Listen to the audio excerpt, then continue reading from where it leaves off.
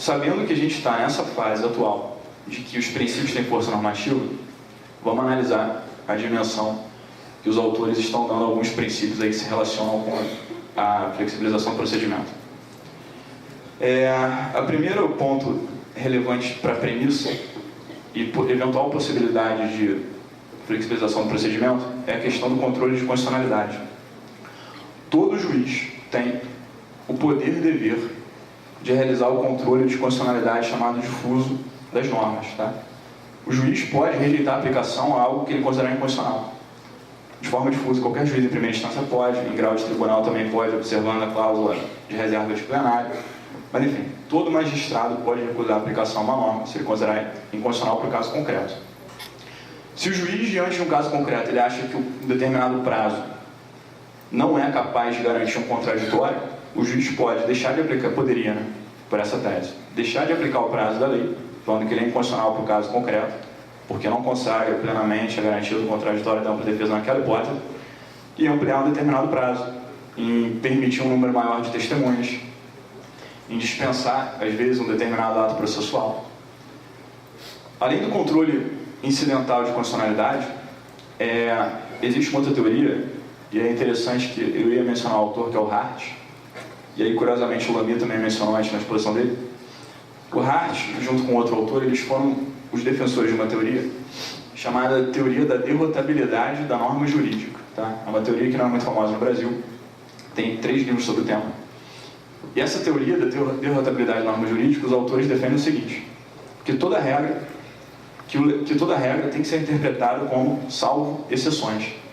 E aí os autores falam assim, toda norma tem que ser lida à luz da derrotabilidade, ou seja, aquela regra pode ser derrotada, pode ser afastada.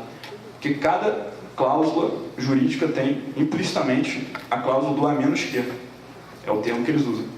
Então assim, o prazo de contestação é 15 dias, aí aplicando a teoria da derrotabilidade das normas jurídicas. A menos que, no caso concreto, ela seja incapaz de garantir o pleno exercício do contraditório.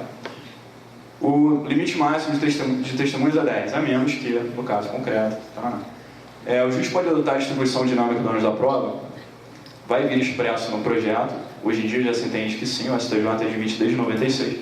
Então, como regra geral, o ônus da prova é aquele, é o autor, fatos constitutivos, ao réu, fato impeditivo, modificativo extintivo, a menos que, no caso concreto, alguém tenha melhores condições de produzir determinada prova. Tá? É uma teoria que alguns defendem que existe, ela poderia ser mais um fundamento para se permitir a alteração do procedimento pelo juiz e pelas partes. Devido ao processo legal. Devido ao processo legal, não pode se resumir a uma mera observância restrita do que está na lei. Tá? A Ada Pellegrini Grover tem um livro clássico sobre princípios, muito antigo, em que ela falava assim, o conteúdo da garantia do devido processo legal varia de acordo com a sociedade e o Estado. Se você está, por exemplo, num Estado totalitarista, a cláusula do devido processo legal gera uma conclusão em um sentido. Se você tem uma cláusula de devido processo legal no Estado brasileiro, que é democrático e de direito, a gente tem que levar o devido processo legal para uma conclusão em outro sentido. Como é que seria o devido processo legal no nosso Estado, tá? Democrático e de direito? Não se resume a uma mera observância da lei. Se está na lei pode, é obrigatória a observância, se não está na lei não cabe. Olha só, se devido ao processo legal fosse apenas seguir o que está na lei, os embargos de declaração não teriam contraditório. E todo mundo diz que quando os embargos de declaração tiverem possibilidade de efeitos infringentes, modificativos, o juiz tem que dar o contraditório, e aí ele está agindo contra a lei.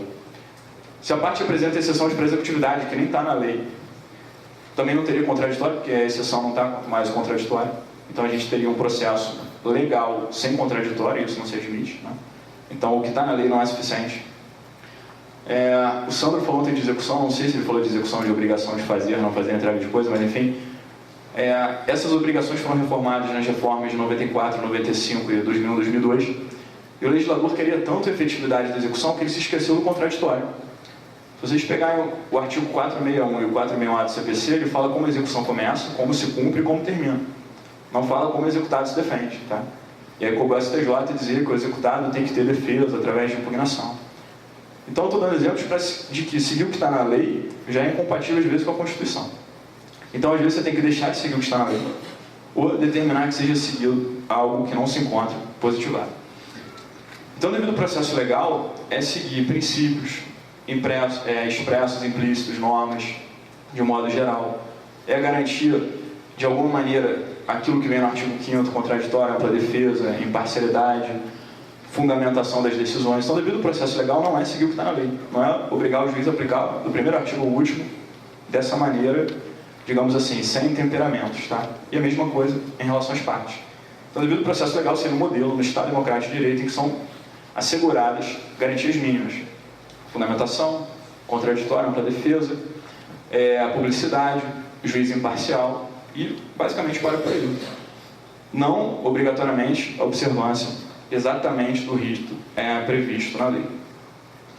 Outro ponto, jurisdição. Quando os autores escrevem sobre jurisdição, vários processualistas falam lá da substitutividade da jurisdição. O Estado veda a autotutela. E aí, no Estado Democrático de Direito, ele dá um outro mecanismo para a defesa dos direitos. Então, o Estado fala assim, olha, você poderia proteger o seu direito, mas você não pode. Vou te dar um mecanismo democrático, legal, para um sujeito imparcial, que permita contraditório, ampla defesa, a produção probatória, para o seu direito ser tutelado. Substitutividade quer dizer você substituir por algo igualmente equivalente ou efetivo. O Estado não poderia falar assim, olha, você não pode defender o seu direito humano militar por autotutela, e eu vou te dar um outro instrumento no qual o seu direito vai perecer. E você vai ter uma resposta inadequada daqui a 15 anos, o seu direito vai ter perecido, não vai vir no tempo correto. Isso não seria substitutividade da jurisdição, tá? O Estado não poderia vedar a tutela e falar, não protege seu direito. Você vai para um mecanismo no qual a tutela não é efetiva. Isso seria talvez incongruente com a própria substitutividade da jurisdição. Se você dá um meio alternativo, substituto, ele tem que produzir o mesmo resultado que seria a autotutela, com um sujeito imparcial, contraditório e provas, mas igualmente efetivo. Quando se fala de flexibilização, também se faz uma analogia com a arbitragem. Vejam só.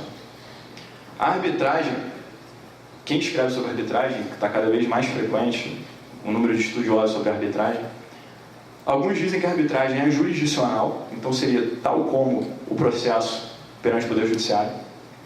E quem diz que a arbitragem não é jurisdicional, não é jurisdição, fala que ela é um equivalente à jurisdição. Não há nenhum autor que diga que não seja jurisdição ou não seja um equivalente. Ou é jurisdição ou é algo muito parecido, que produz o mesmo resultado. Tá? A sentença arbitral é título executivo judicial, apesar de não vir do Poder Judiciário. Sentença arbitral não precisa de homologação. Tá? Então, é uma sentença igual à do juiz, tem a mesma eficácia. O mérito não pode ser revisto no Poder Judiciário, enseja o mesmo procedimento de execução. É quase igual ao processo judicial. Na arbitragem, dependendo do tipo de arbitragem que você tem, as partes podem livremente se manifestar sobre o procedimento, e o árbitro também. As partes abrem mão de recurso, na arbitragem não costuma ter recurso contra a sentença do árbitro. As partes podem fixar prazos, as partes podem estipular perito, assistente técnico. E é ou jurisdição, ou é algo muito semelhante à jurisdição que produz o mesmo resultado. Por que na arbitragem ninguém é contra as partes e árbitros e os assistentes ali têm amplos poderes de flexibilizar o procedimento, e no Poder Judiciário vai considerar abusivo o juiz ampliar um determinado prazo, em vez de 10 testemunhas serem 12, tá? As partes poderem dizer que não querem recurso, abrirem mão da apelação contratualmente, é uma polêmica que vai haver. Pode lá, quando as partes convencionam sobre os ônus, poderes, deveres, abrir mão de recurso, falar que o recurso não tem efeito suspensivo quando a lei dá. E aí, a pergunta do que cabe ser flexibilizado não é o tema da palestra, tá? É o que a gente vai estudar ao longo de vários anos, vai refletir, para saber até onde vai o limite da flexibilização. O que pode ser objeto de flexibilização? A flexibilização cabe, mas a dúvida é até quanto, ou até onde ela pode ser feita. Então, na arbitragem, ninguém vê com maus olhos a flexibilização ampla. E no judiciário, no processo, através do Poder Judiciário, a gente costuma ver com maus olhos a possibilidade de alteração mínima do procedimento. Lamy falou ali, princípio da cooperação. Poxa, se os juízes e partes têm que adotar uma conduta de acordo com a boa-fé, buscando o máximo de resultado, esclarecimento, através da cooperação e boa-fé, a gente também teria fundamentos para defender a flexibilização do procedimento. Finalmente, alguns autores vão ao extremo de dizer que existe um direito ao procedimento adequado. Lembrem que eu falei que as normas podem ser expressas ou implícitas. Por exemplo, Marinoni, Humberto Ávila, eles falam que, do artigo 5º, se lê que é um direito constitucional que cada litigante tenha um direito ao procedimento adequado. Se o procedimento adequado é aquele previsto pelo legislador, ótimo. Se no seu caso concreto alguma peculiaridade que justifique uma alteração mínima do procedimento previsto pelo legislador, você tem o direito constitucional do procedimento adequado. Na prática, aquilo tem que ser implementado, pelo juiz ou pelas partes. Vejam que quando eu estou fundamentando com princípios aqui, eu estou dando uma ideia de que a flexibilização seria exceção. Só em casos graves, em casos em que o procedimento é inadequado, em casos em que o direito vai perecer, é algo muito urgente, muito pontual, com caráter de exceção. É o que se defende hoje em dia. Quem defende a flexibilização. Da forma que está no projeto, não tem, pelo menos pelas partes, não tem nem caráter de exceção. Não fala assim, as partes só podem alterar quando o direito for perecer, quando for o último caso, alterações mínimas, não. A cláusula é geral, tá? De auspicidade. Parece que a regra é geral, sem grandes esforços para justificar o cabimento da flexibilização. Finalmente, aqui, caminhando para o fim da exposição, o principal ponto que, já que a gente tem que lidar de acordo com o direito positivo, entrando em vigor o projeto, as partes vão poder alterar totalmente o procedimento. E o juiz, a princípio, só poderia alterar prazos e ordem de provas. Mas talvez com base nesses princípios que eu mencionei aqui, a gente também concluísse que o juiz também pode alterar mais do que apenas prazos e ordens de produção probatória. O principal ponto que a gente vai ter que começar a debater e debruçar nosso estudo sobre vai ser, então, pressupostos de existência e requisitos de validade dos negócios processuais, porque isso é que vai fundamentar a rejeição pelo juiz. Tá? A gente vai ter que ver o que pode ser exigido ou não. Não precisa de assistência para o advogado. O advogado, com assistência para o advogado, tem que ter poderes específicos na procuração. O debate que tem. A parte só pode falar sobre o poder dela ou poder também que envolva o poder judiciário. As partes podem falar que não querem perícia. E se o juiz achar que é necessária a perícia, vale mais a vontade da parte, que abriu mão de um direito seu de ver a prova pericial produzida, ele lava as mãos e decide com base na regra do ônus da prova. O ônus da prova cabia ao autor, decidiram que não cabia perícia, não ficou comprovado, logo improcedente. Ou ele pode, de acordo com o poder instrutório, e aí como a questão probatória também envolve o poder do juiz, não poderia ficar só na mão das partes decidirem se cabe perícia ou não. Tá? Pode ampliar prazo de recurso, posso criar recurso que não existe, posso modificar prazo de um recurso que existe, posso falar que não cabe algo que a lei dá. Então vão ser várias as indagações, tá? De acordo com o grau onde o processo esteja, tudo que pode ser modificado ou não em primeira instância, em segunda instância, em instância especial. Eu falei que é um tema que é objeto do meu estudo há vários anos. A professora Rogéria ela falou que a gente tem um encontro, né, semestral de professores. Sempre que a gente tem um encontro semestral, a gente divide em grupos temáticos. E eu sempre entro no grupo temático de negócios processuais, porque eu acho que é um tema muito rico, com um potencial muito grande. Tá? Um potencial muito grande de fazer com que o processo dê certo, se corretamente aplicado. Cada processo poder se adequar, cada procedimento poder se adequar às peculiaridades do caso concreto. Também já é um risco muito grande de ser utilizado de forma abusiva pelas partes, pelos juízes, por ambos.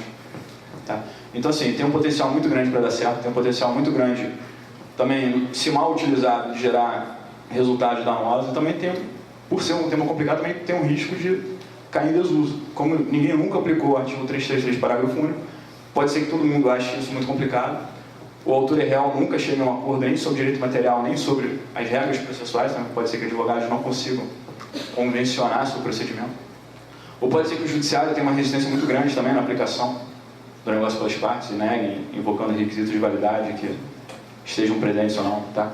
Então, assim, é uma incógnita, mas eu acho que é um tema que revoluciona aquilo que a gente está acostumado, que é a observância estrita da legalidade, o juiz só podendo alterar o procedimento quando a lei expressamente admite, e as partes praticamente com zero poderes de adequação procedimental.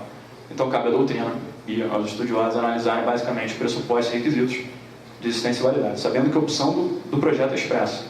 As partes podem muita coisa, independentemente de homologação judicial. Já os juízes teriam os poderes um pouquinho mais restritos.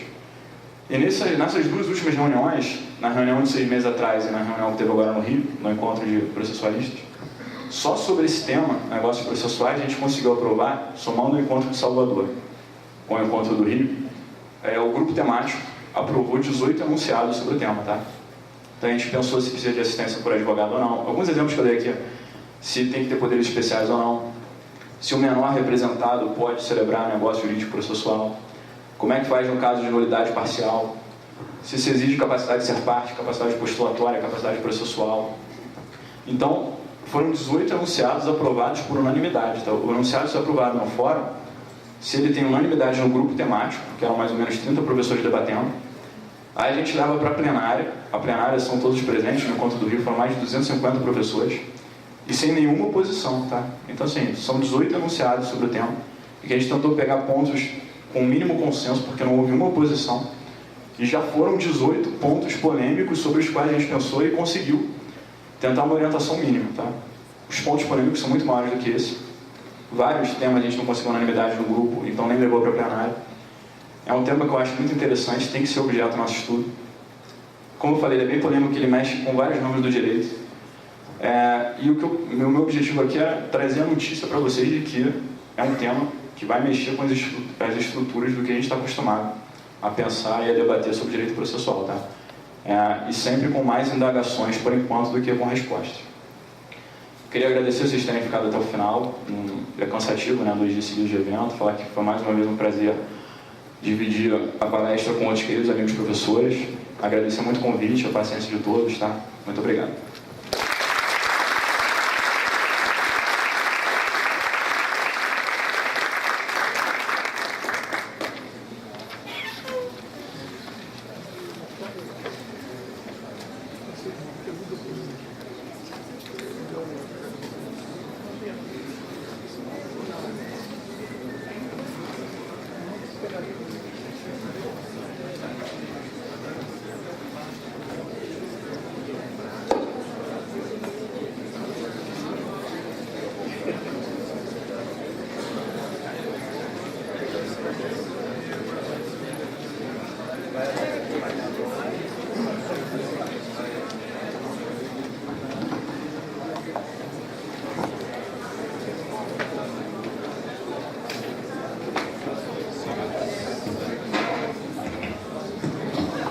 Senhoras e senhoras, pedimos agora a gentileza de que encaminhem todas as perguntas aos nossos palestrantes para que possam respondê-las.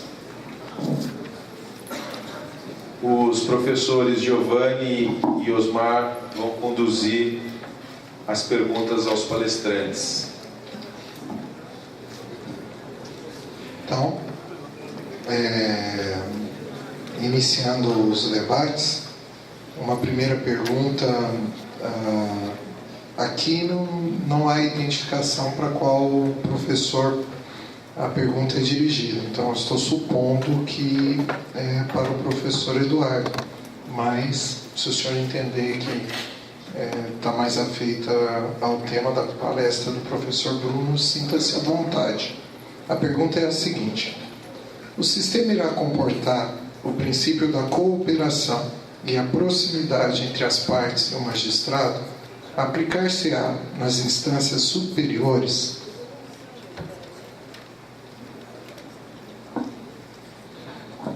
Bom, obrigado pela pergunta. Eu diria que os dois temas, a gente acabou falando de, inclusive os dois de Hart, no final das contas, tem sempre uma base da filosofia do direito, da teoria do direito constitucional, que acaba tocando todos os temas. Então a ideia de falar em cooperação entre as partes e o magistrado e a aplicação dela para as instâncias superiores, sim, a resposta é sim. A ideia é que a cooperação também se aplique para instâncias superiores, lembrando, no entanto, o papel das instâncias superiores. Porque Brasília não serve para fazer, o objetivo das instâncias superiores não foi, constitucionalmente, fazer justiça. Não é para pegar o caso e servir, como é hoje, como uma terceira, quarta instância. Não é esse o objetivo. Brasília, nós temos tribunais de vértice. Esses tribunais têm filtros processuais. E eles têm que servir de modelo. As decisões deles têm que ser precedentes, os mais claros possíveis, para que a gente possa aplicar as decisões país afora e ter uma orientação a respeito dos mais variados temas que tenham transcendência para o país inteiro. Então, situações repetitivas, situações de repercussão. Essa ideia de filtro dos tribunais de Brasília é muito importante. Mas é claro que mesmo nesse filtro eu preciso ter cooperação. Eu preciso trabalhar com a lógica de boa-fé, isso é claro, né? Ficou famosa uma decisão de uma ministra em Brasília, mês passado, por exemplo, porque as partes fizeram negócio, como ela queria que a decisão firmasse precedente, ela não deixou, não homologou o acordo das partes. Quer dizer, aquela é uma situação típica de desrespeito à cooperação que você exige do Tribunal Superior. Agora, tem que começar pelo modelo deles, né? São eles que têm que dar o exemplo. Então, o primeiro desafio é fazer com que esse código seja conhecido, interpretado e respeitado exatamente pelos Tribunais Superiores. Bom, nós intercalaremos com cada uma das perguntas o sorteio das obras. Agora, dando início ao sorteio da obra do professor Eduardo Alami, princípio da fungibilidade no processo civil, convido a doutora Renata para fazer o sorteio.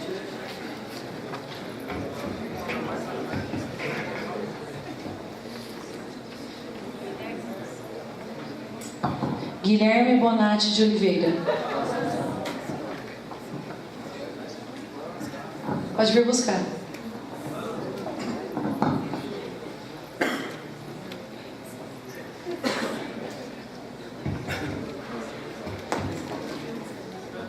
Ao final das palestras, os autores poderão autografar os livros. Dando sequência, então, uma pergunta feita pelo assistente Francisco Galli, ainda presente. Pergunta ao professor Bruno: a distinção entre atos e negócios jurídicos processuais permitiria inferir que a autorização para a prática destes negócios não estaria abarcada dentro dos poderes gerais da procuração trazidos pelo artigo 38 do atual Código de Processo Civil?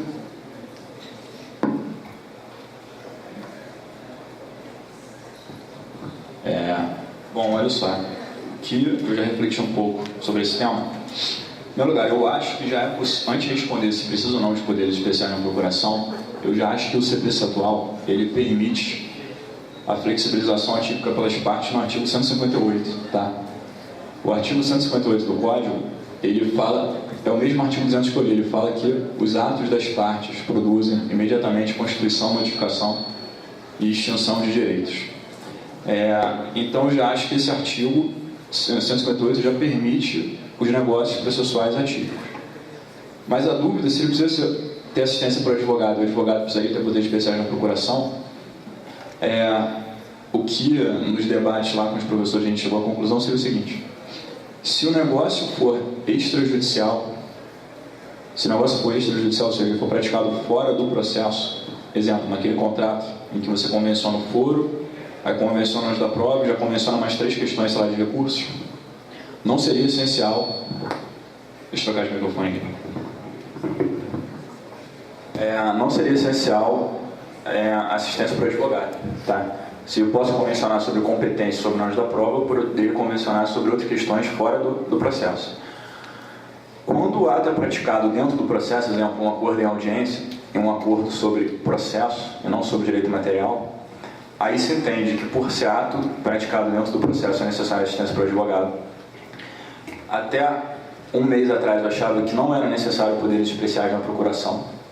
E aí um colega do nosso grupo de debate leu o artigo 38, parágrafo único, que fala dos poderes especiais, e eu sempre achei que os poderes especiais eram para transacionar sobre direito material, e não sobre direito processual. É para realizar acordo, receber citação e tal. E lá no artigo 38 fala que para desistir da ação é necessário poder especial. Desistir da ação é um fenômeno processual, não é um fenômeno de direito material. Você mantém o eventual direito ou não, e para praticar um ato em que você abre mão do processo é necessário poder especial. Então a gente chegou à conclusão que quando a flexibilização for feita dentro do processo, precisa de assistência para o advogado, e o advogado deveria ter poderes especiais, porque hoje em dia já há uma hipótese de negócio processual que para ele se exige poder especial, tá? Foi a conclusão que a gente chegou. Agora passaremos a mais um sorteio. Professora Rogéria Dotti, por gentileza.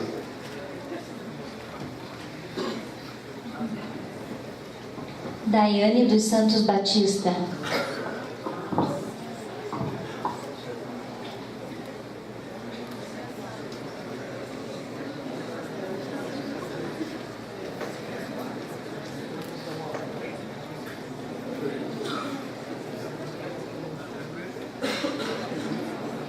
Professor Giovanni, por gentileza, próxima pergunta.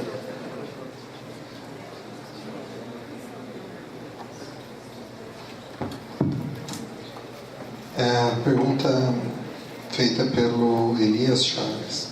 Do ponto de vista hermenêutico, professor Eduardo, quais as expectativas em relação ao tema da discricionariedade e ao poder do magistrado, dado pelo nosso Código, como exemplo, o artigo 379, que trata da livre apreciação da prova, sabendo, né, que os magistrados costumam escolher, ao invés de decidir, como inúmeros casos já presenciados? Excelente pergunta, Elias, né? Excelente pergunta, Elias. Na verdade, não existe uma posição específica do Código com relação a isso. E esse é um dos debates que, na minha opinião, é mais vazio em alguns aspectos se a gente não souber centrar naquilo que nós realmente estamos debatendo. Se a gente disser que o novo Código dá mais poderes ou menos poderes ao juiz, a gente vai ficar fazendo uma discussão que é vazia. Qual é o significado científico de dizer que a lei dá mais ou menos poder? Como é que eu vou medir se eu dou mais ou menos poder para o juiz? Para que serve dizer que se dá mais ou menos poderes? Quer dizer, na verdade, o tom dessa discussão é político. Então, é tudo aquilo que está por trás de uma discussão de quem vai ter concentração maior ou menor de poderes. A ideia de que o juiz tem ou não tem discricionariedade também parte de uma concepção daquilo que é discricionariedade. Se existe alguma discricionariedade. Eu diria, e aí eu preciso acabar dando a minha opinião com relação a isso, mas eu diria que o juiz, em algumas situações, acaba tendo sim discricionariedade, mas não discricionariedade no sentido de conveniência ou oportunidade, não é discricionariedade. O que ele tem é uma liberdade que não está ligada muitas vezes a convencimento e que não sequer está controlada por meio de fundamentação. Vou dar um exemplo: o prazo do edital, entre 20 e 60 dias. Tá? Então, qual é o elemento que você tem de fundamentação para controlar a fixação de prazo do edital hoje? Ou mesmo no novo Código. Então, existem certas situações em que o Código mantém a ideia de que não exista uma fundamentação que justifique controle por parte do juiz. Por outro lado, e é isso que eu acho importante, quando a gente fala na participação das partes, esse crescimento da importância das partes na administração do processo, a essência daquilo que o Bruno falou com muita precisão hoje, a gente percebe que aquilo que as partes fazem no processo é essencial no novo Código e que dentro dessa perspectiva a gente estaria diminuindo o âmbito de interpretação e os poderes do magistrado. Mas essa é uma das perspectivas, porque se a gente for pensar nessa assunção clara de valores, de lidar com ideais morais e com a discussão da teoria da filosofia do direito na fundamentação das decisões, na cooperação e no contraditório substancial, então o juiz passa a não ser mais um mero declarador, ele passa a criar o direito na norma. E esse reconhecimento da criação do direito tende a reconhecer para o juiz um poder, não apenas um poder, mas um dever e uma responsabilidade ainda maiores, que ele já tem hoje, mas que o sistema processual não reconhecia para o magistrado. Então, dentro dessa perspectiva, ele passa a ter mais poder. Então, tudo depende de como é que a gente passa a ver. Eu diria o seguinte: o sistema, sob o prisma de regras processuais, retira poder do juiz. Sob o prisma de valores e de princípios e normas substanciais, reconhece muito mais poder e responsabilidade para o juiz. Dando continuidade aos sorteios, gostaria de informar que as obras do professor Bruno Garcia Redondo não foram adquiridas em razão de que os livros estão esgotados na editora. Portanto, faremos o sorteio somente das obras do professor Eduardo Avelar Lamy. Professora Denise, por gentileza.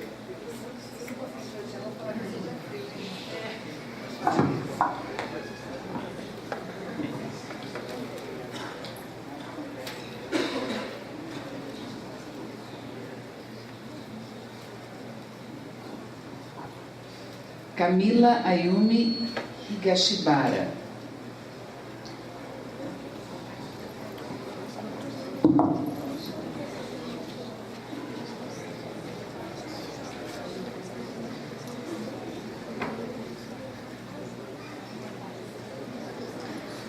Passo a palavra agora ao professor Osmar, para que faça a próxima pergunta.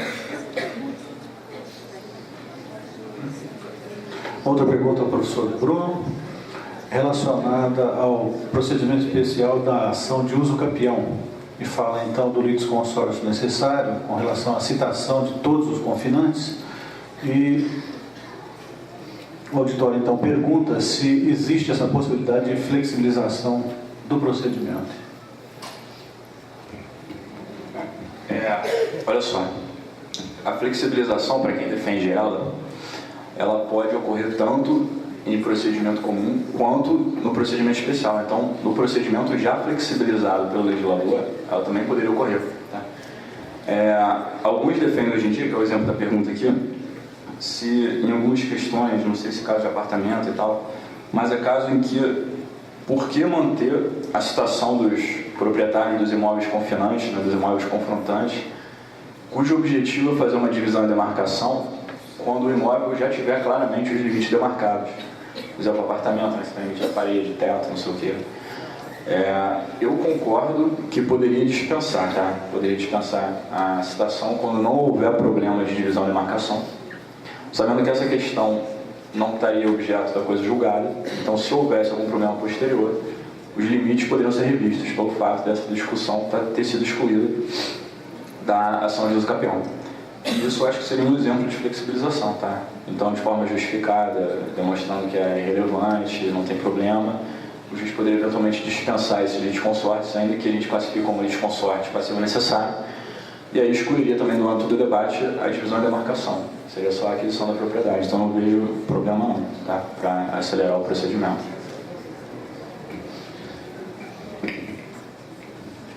Dando sequência então ao sorteio.